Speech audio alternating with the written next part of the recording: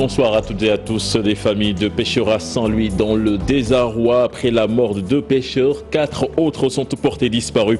Elles sollicitent l'aide des autorités pour élargir les recherches. La rentrée solennelle des cours et tribunaux, c'était ce matin. Le chef de l'État en a profité pour annoncer la construction d'un siège de la Cour suprême auprès du palais de justice ou à Diamniadio. La surproduction de choux perturbe le sommeil des producteurs maraîchers de Diogo, Fastboy, Kayar, entre autres. Ils déplorent le déficit d'unités de conservation. En ce moment, des tonnes de légumes pourrissent dans la zone des Niayes. Et puis des risques de tension entre occupants temporaires et propriétaires de maisons à Diakhaï. La commission d'attribution interpelle le chef de l'État pour la restitution de ces maisons aux ayants droit. Voilà le sommaire de ce 20h. Tout de suite, le développement.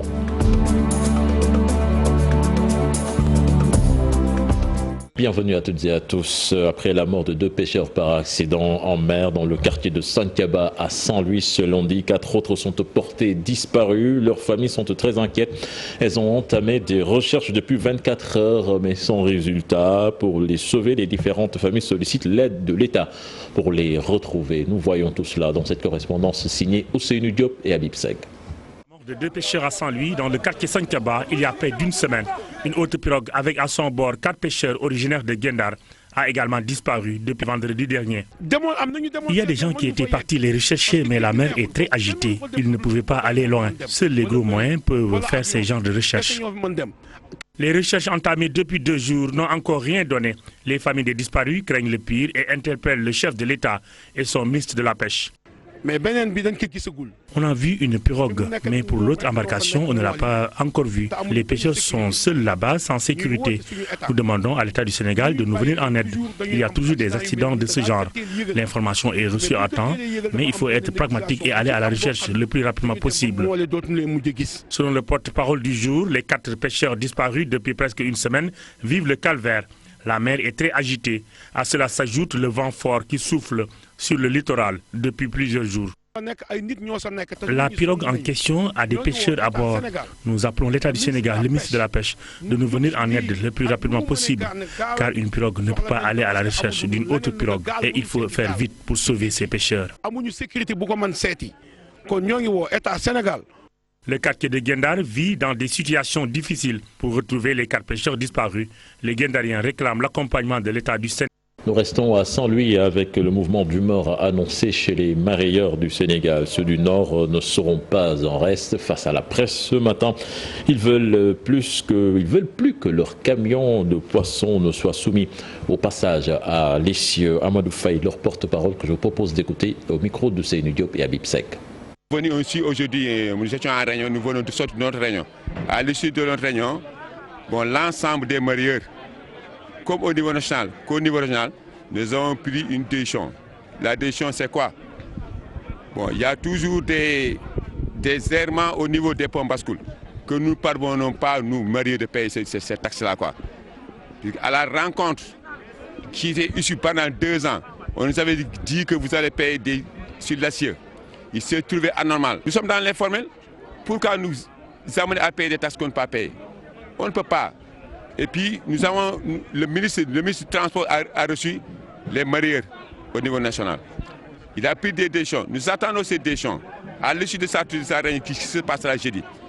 Si ça ne disconvient à l'ensemble des mareyeurs, nous allons revenir à la décision. Mais sinon, on va arrêter toute la pêche Sénégal que nous allons arrêter à partir du 15. Nous allons avertir nos pêcheurs à Saint-Louis qu'aucun pêcheur ne parte à Saint-Louis et aucun chargement ne parte à Saint-Louis. Autre aspect de l'actualité, un projet de loi sur la sécurité intérieure bientôt envoyé à l'Assemblée nationale. Une annonce du président de la République qui présidait ce matin l'audience solennelle de la rentrée des cours et tribunaux avec en toile de fond la lutte contre le terrorisme en Afrique. Cher Diop avec les images de la 7TV. Terrorisme, un terme de plus en plus utilisé dans les médias et dans les discussions de tous les jours, un fléau qui secoue l'humanité. Face à ces actes, les nations tentent de prévenir d'éventuelles attaques et notre pays ne sera pas en reste. Le phénomène est une menace pour la paix et la sécurité mondiale.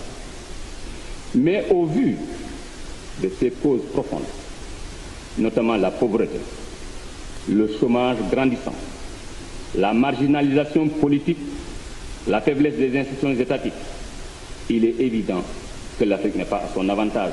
Un phénomène universel qui peut frapper un pays à tout moment. Au Sénégal, on multiplie les initiatives pour maîtriser la situation. Je crois profondément à la solidarité et au partage comme valeur sociale, mais aussi comme politique publique correctrice des inégalités. C'est cet esprit qui porte ma vision d'un Sénégal pour tous, traduite par des instruments d'inclusion sociale et d'équité territoriale. Les instruments de justice sociale et d'équité territoriale constituent donc autant de réponses à ces défis. Loi portant sur la sécurité intérieure. Les acteurs engagés tentent d'internationaliser le combat pour mieux fédérer les forces des différents pays. Il est important pour les États africains de définir de nouvelles stratégies adaptées à la complexité du phénomène. Il s'agit de voir dans quelle mesure il faudrait adapter, voire réformer nos systèmes judiciaires. La lutte contre le terrorisme demeure un défi pour tous les pays du monde. En Afrique, la question est prise très au sérieux, d'où le thème « Lutte contre le terrorisme pour le continent africain » à l'occasion de l'audience solennelle de la rentrée des cours et tribunaux. Le chef de l'État annonce la construction d'un siège de la Cour suprême auprès du palais de justice ou à Diamniadio. C'était lors de l'audience solennelle des cours et tribunaux. Je vous propose de l'écouter. Je prends la décision de faire construire ce siège de la Cour suprême auprès du palais de justice de Dakar si l'espace est suffisant. Si ce n'est pas le cas, nous trouverons un espace approprié à Dakar ou dans la nouvelle ville de Diamniadio si les hauts magistrats souhaitent fréquenter cette nouvelle ville. Mais la préférence première reste quand même en face de la corniche, près du palais de justice de Dakar. Le collectif Nyolank Nyobagn sonne la mobilisation. Ses membres demandent aux Sénégalais de sortir massivement ce 10 janvier sur toutes les localités du pays pour dénoncer la hausse du prix de l'électricité. Selon ses membres, cette hausse est injustifiée. Il faisait face à la presse ce matin. Compte rendu signé à Maïmouna Ndiaye et Pape Sangoné Mbaye. Réunissent leurs forces pour une seule cause, la baisse du prix de l'électricité. Selon le collectif Nyolank, il y a des non-dits dans cette décision. Selon même le plan Yessal de la Sénélec, le coût de l'électricité au Sénégal fait partie des coûts les plus élevés au monde. Comment dans un pays faisant partie des pays les plus pauvres du monde, vous pouvez encore donc vous permettre d'augmenter le prix de l'électricité parmi les plus chers au monde? C'est injustifié. D'ailleurs, c'est aussi le plan Yessal qui avait prévu en 2020 de diviser la facture des ménages par 2. Or, aujourd'hui, non seulement la facture n'a pas baissé, mais on veut nous imposer une hausse. Donc, nous nous y opposons. De surcroît, la Sénélec a annoncé qu'en 2017, elle a atteint une capacité installée de production d'énergie de 1027 MW. Or, cette capacité permet de répondre aux besoins des Sénégalais au moins jusqu'en 2021. Le collectif ne compte pas reculer. Il a déjà avisé l'autorité. La marche est autorisée. Nous sommes dans le régime déclaratif parce qu'il ne faut pas attendre l'autorisation du préfet. Et je dois souligner, tout à l'heure nous l'avons dit, que la Cour suprême a dit clairement qu'encourt l'annulation, un arrêté du préfet qui, pour interdire une marche, invoque des troubles à l'ordre public sans justifier l'insuffisance de forces d'encadrement. Cela veut dire que si l'État, le préfet et la police, s'ils n'ont pas pu justifier l'insuffisance de forces policières, ils n'ont pas le droit d'interdire une marche. Donc nous sommes d'ailleurs dans une démarche parfaitement pacifique et nous pensons qu'elle va se tenir comme nous l'avons espéré pour que tous les Sénégalais viennent y participer. Rendez-vous est donc donné ce 10 janvier, des rassemblements pacifiques sur l'étendue du territoire national. Comment améliorer les dispositifs mis en place par l'État pour aider les entreprises en difficulté? La Confédération nationale des employeurs du Sénégal prône la création d'une structure transversale qui sera sous l'égide du ministère de l'économie. Il s'agira d'aller au-delà du constat et remettre à flot ces entreprises. Un atelier s'est tenu ce matin, organisé par la CNES et le Haut Conseil du dialogue social. Mansour Kama, le président de la CNES, et Innocence Tapngaï, présidente du CDS, interrogé par Alassane Ba et Tierno Laurent Mendy. Nous plaidons, et je pense que nous serons écoutés, pour la mise en place d'une structure transversale qui serait sous, en tout cas, l'égide du ministère de l'économie et des finances, qui a une position transversale, mais qui permettrait à tous les acteurs de pouvoir se retrouver et de pouvoir prendre appui sur le dispositif actuel et pourquoi pas aussi le faire évoluer. Nous pensons par exemple, et on le verra dans les débats, à des plateformes numériques qui permettent de recueillir les informations auprès des entreprises en difficulté et de pouvoir très rapidement leur permettre aussi d'avoir accès à des solutions. La question de fond, c'est quelle est l'efficacité du système ou du dispositif que nous mettons en place pour que les entreprises en difficulté ne demeurent pas longtemps en difficulté, puisque quand vous demeurez longtemps en difficulté, vous disparaissez. On parle souvent de préférence nationale et la situation des entreprises doit être visitée, revisitée. Alors pour le cas spécifique de ces entreprises en difficulté, il ne s'agit pas il faut aller au-delà du constat et voir ce qui peut être fait pour les renflouer, les remettre en tout cas à flot pour qu'ils puissent non seulement atteindre les objectifs pour lesquels elles ont été créées, mais aussi maintenir les emplois et également et aussi en conséquence participer à la création de richesses. C'est pour ça que nous sommes engagés dans cette voie. Et puis Modou Thiam rempile à la tête de l'UNIS, l'Union interprofessionnelle des semences, a installé son nouveau bureau ce matin. Il est revenu sur l'importance de la qualité des semences, mais aussi les nombreuses polémiques suscitées par la gestion de la distribution des semences. Nos reporters Maguette Soare Diallo et Mohamed Tedian étaient là-bas pour nous compte rendu.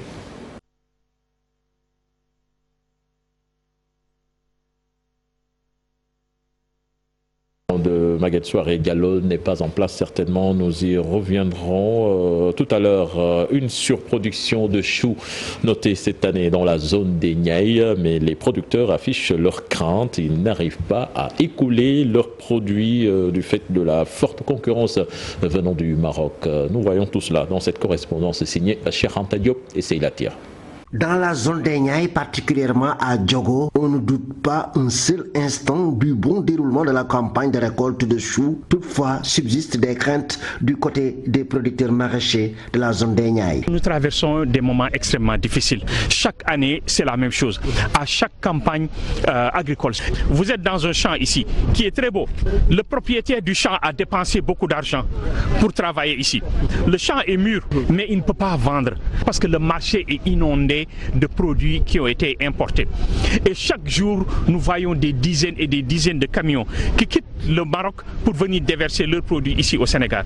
Si ça continue, c'est la mort de l'horticulture ici dans la zone des Niayes. Le manque à gagner est énorme chez ces producteurs venus de Lompoul, Kayar, Fass Boye et Diogo, et ils indexent les autorités ayant en charge le département de l'horticulture. Il y a une absence de synergie entre les acteurs qui doivent prendre les décisions qui concernent les importations. Est-ce qu'il faut importer ou est-ce qu'il ne faut pas importer? C'est l'ARM, l'Agence de régulation des marchés. C'est la direction de l'horticulture.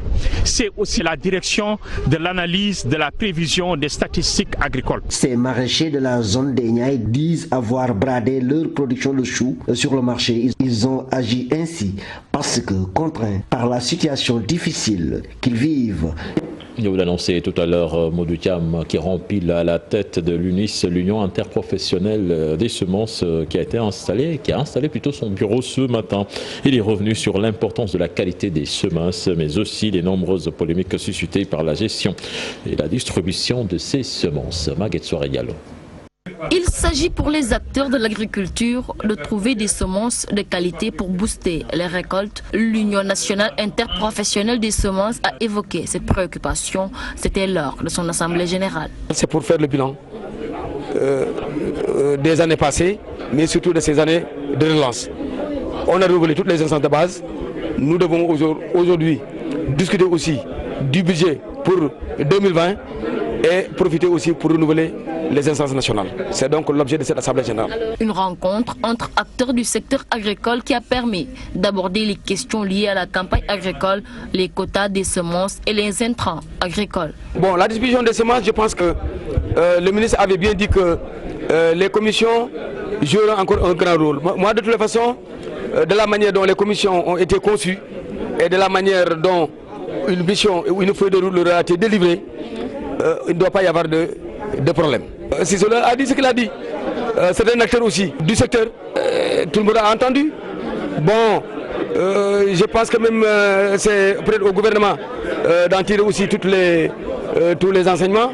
Créé en 1991, l'UNUS compte plus de 300 membres des années d'expérience qui ont permis à l'Union d'investir pour mieux organiser ce secteur d'activité à travers l'assimilation des dispositions réglementaires en matière de production, d'industrialisation et de distribution des semences. Puis la modernisation du réseau ferroviaire sur tout le territoire national, une priorité pour l'État du Sénégal en perspective de la mise en service prochaine du TER. Le secrétaire d'État du réseau ferroviaire en a parlé au micro de Maguette Soare-Diallo et Mohamed Dia. Nous avons engagé cette politique par une approche économique, une approche de rentabilité sociale, environnementale, mais aussi économique, qui nous a permis de dresser le schéma ferroviaire de manière très succincte.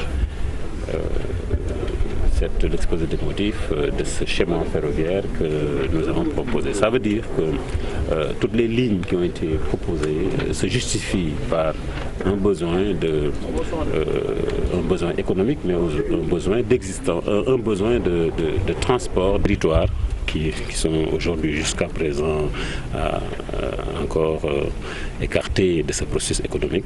Je pense que le chemin de fer pourra leur permettre de revenir dans le tissu économique et jouer le rôle d'antan.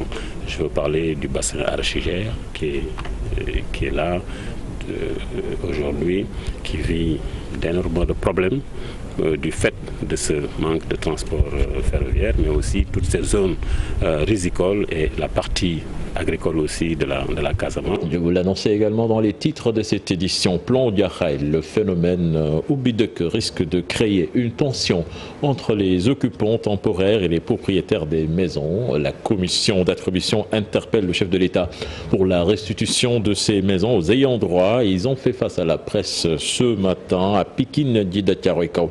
Et là, Malik Sarr est leur porte-parole. Il est au micro de Salif Sow et Asmalik Diop. Il y avait une commission qui s'était réunie à la préfecture de Guédiawaye.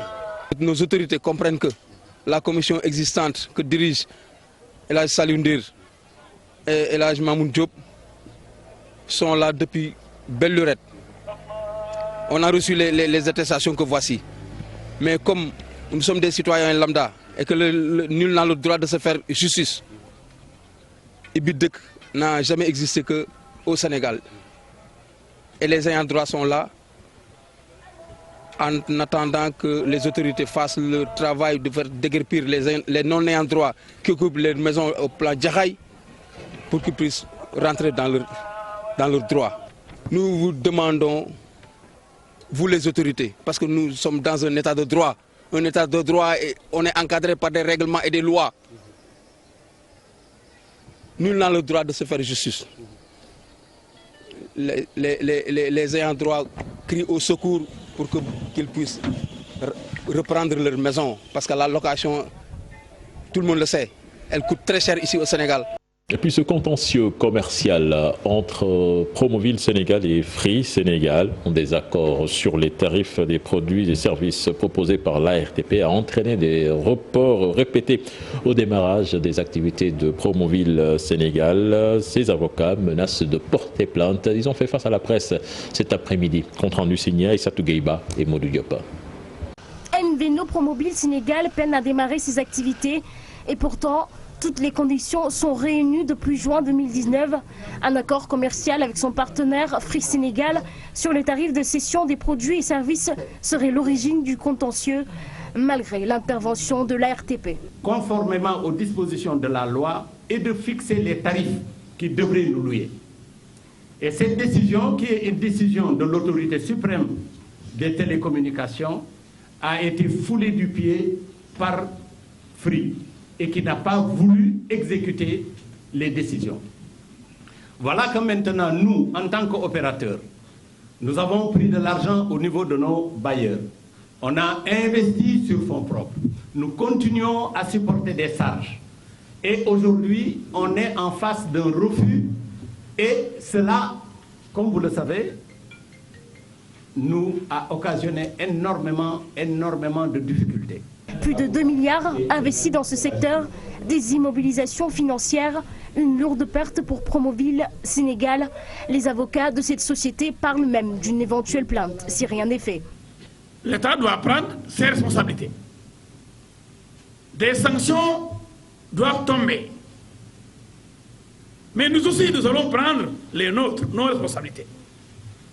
Nous allons les amener en justice pour tout le préjudice que Promoville a subi.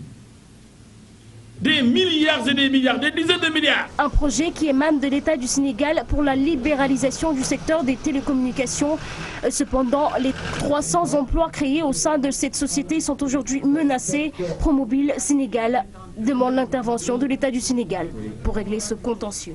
Le maire de Latmingué, commune qui abrite le site de Sanguil, va en finir avec l'insécurité qui sévit dans la zone. Makumba Diouf demande l'installation d'un poste de gendarmerie dans la localité. Il est interrogé par Ibrahima Diamé et Fally Gaye. Et c'est l'occasion pour nous de demander au chef de l'État, à travers les départements ministériels concernés, de nous aider à sécuriser la zone. Quand je dis la zone, nous sommes dans un département agricole, le département de Kaolack. La seule commune de Latmingué fait 42% de l'arrondissement de Koumbal qui compte 4 communes. C'est la plus vaste commune du département de Kaolack. Donc ça veut dire que au niveau production arachidière, nous jouons les premiers rôles. Et les industries sont implantées chez nous. Donc on souhaiterait que la zone soit davantage sécurisée à travers l'implantation d'une brigade ou d'un poste rapproché de la gendarmerie nationale. On a d'ailleurs délibéré un site de 2500 m² à cet effet. Nous avions eu des échanges avec les autorités en charge, mais nous souhaiterons utiliser cette occasion pour rappeler cette requête auprès du gouverneur de la région qui, je suis sûr, se fera notre interprète auprès du gouvernement pour que cette réalisation voie le jour. Ndioum Gaint, une localité très enclavée, un enclavement qui exacerbe l'insécurité dans cette partie du pays. Le maire et les populations ont lancé un cri du cœur pour l'érection d'un poste de gendarmerie dans la localité. Oumar Ndiaye. Grande commune, près de 20 000 habitants. Ndioum Gaint manque de tout. L'état des routes empêche même le khalife général des Mourides d'effectuer un déplacement dans cette localité qui abrite un des plus gros villages sous son autorité. Donc, habite ici à Darminam, dans la région, dans l'arrondissement de Darminam, donc c'est son village, donc c'est sa localité. Mais depuis qu'il est au khalife, donc il ne peut pas venir parce que l'état de la route est tellement défectueux qu'il ne peut pas faire le déplacement donc, de Touba à Darminam en continuant sur Ndioum Gaint. Vraiment, donc on lance toujours un appel au président Macky Sall pour que le khalife général des Mourides puisse faire un déplacement pour venir à Darminam voir ses talibés. À cette difficulté s'ajoute le manque d'électricité et surtout l'insécurité inquiétante avec des braquages fréquents dans la localité. Les populations en appellent à la construction d'un poste de gendarmerie. On dort vraiment d'un seul œil à cause donc des voleurs, à cause donc vraiment des malfaiteurs et tout ça là. Donc on souhaite avoir vraiment un poste de gendarmerie ou bien voilà quelque chose comme ça pour assurer la sécurité de la population et de leurs biens. Rappelons que Ndioum Gaint est l'une des plus vastes communes du département de Malem Hodar et jusque-là souffre d'un manque criard d'infrastructures. Merci à vous Omar Ndiaye. Et puis retenez cette attaque terroriste au Niger contre un poste de soldats à Chinagoder. 31 soldats ont été tués et pour le moment il s'agit d'un bilan provisoire. Voilà, c'était tout pour ce 20h. Prochain rendez-vous pour l'information, ce sera à 0h avec le tout en images. Je vous laisse avec Aram Touré pour la suite, la deuxième partie de Soir d'Info. Aram, à vous l'antenne. Merci.